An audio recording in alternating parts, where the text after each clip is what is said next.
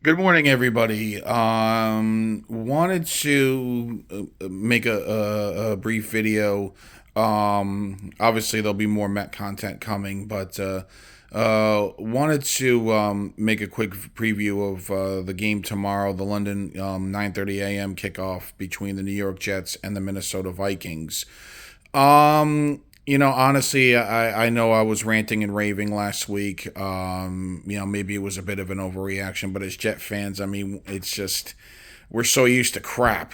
And I think the frustrating thing is that was a Zach Wilson type game. That was a Adam Gase coach type game. That was a it was terrible. I mean, terrible all the way around. And Aaron Rodgers was supposed to come in here, and we were finally supposed to have that issue resolved of putrid offense. And it was a typical Jet game. And and the frustrating thing is we've seen that crap for years. I mean, it's been years and years and years of such futility. I mean, terrible football, especially on the offensive side of the ball. Mainly the offensive side of the ball, but it's kept us out of the postseason for a U.S. sports record 14 years. It's been pathetic. It's been hard. It's been brutal to watch. But Aaron Rodgers comes in here, and he's we know he's old. He's only going to be here maybe 2 years, maybe only 1 year. And at least for this year, we were like, no, we don't expect those type of games. We don't expect those type of games where he can't even put the goddamn ball in the end zone. Especially if, come on, you're on the one freaking yard line and you can't punch it in. I understand Denver's got a pretty decent defense and the weather conditions were less than ideal, but still, you got Aaron Rodgers back there. You've got a two-headed monster at running back, which why the hell did they not use Braylon Allen in that situation? That's Nathaniel Hackett. I mean, honestly, just like Adam Gase was in the NFL because of Peyton Manning, Nathaniel Hackett's in the league because of Aaron Rodgers. And Nathaniel and he's only in the league for Aaron Rodgers to say no. I'm audibling. I don't agree. I'm doing an audible. First word wasn't even really a word, but audible. I'm gonna call an audible on your play because it doesn't work because you don't know what the hell you're doing. You're too predictable. So I just think that the Denver Bronco game was so bad, so bad, and those were the types of games, at least this year. It's like we were sick of that crap, and we only have Rodgers for a year, maybe this year. This could be it. Maybe he comes back, maybe he doesn't. We'll see. But I just wanted to, like I said, he was walking around, he was barely able to move, and it looked like, he just looked so defeated, and that's why I was like, oh my God, is he done already? I mean, is this all we had him for? I mean, there was a very good chance that when he tore his Achilles against the Bills last year, that was going to be it for Rodgers. So, but he's fully practiced this week. Honestly, if they had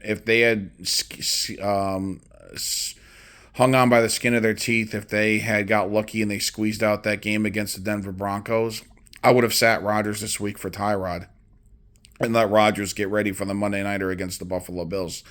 But we didn't. We didn't win the game. It was a game we should have won, but we didn't. And Rodgers is starting against the Minnesota Vikings. So, I this is a one. Unfortunately, I hope we win. I really do, but I'm expecting a loss.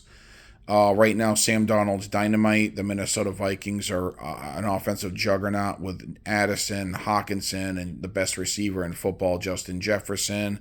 And we're still missing. First of all, at this point, if we end up landing Devontae Adams, I'm hoping the Raiders take Reddick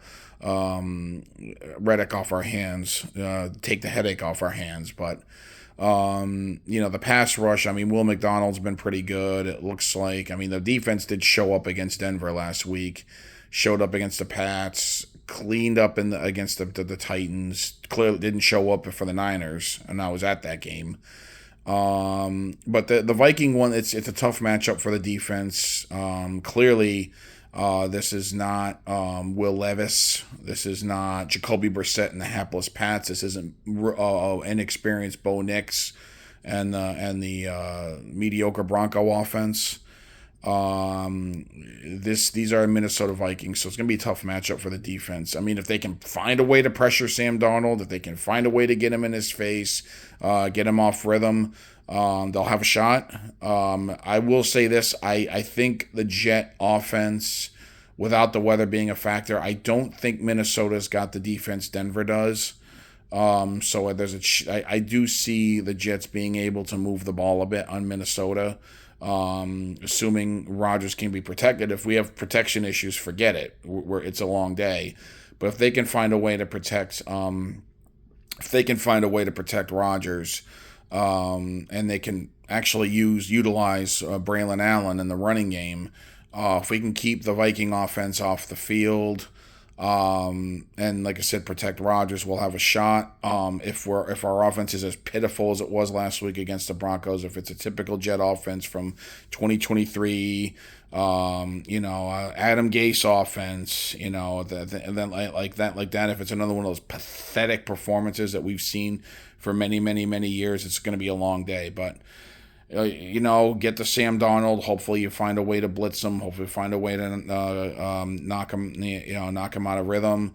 If he gets protection, I don't care how good the secondary is. Jefferson and Addison are going to do their thing. So, see what happens. But pressure Sam Darnold, utilize Braylon Allen in the running game, protect Rodgers, and you got a shot. Otherwise, we'll be talking Monday about yet another Jet disaster. See what happens.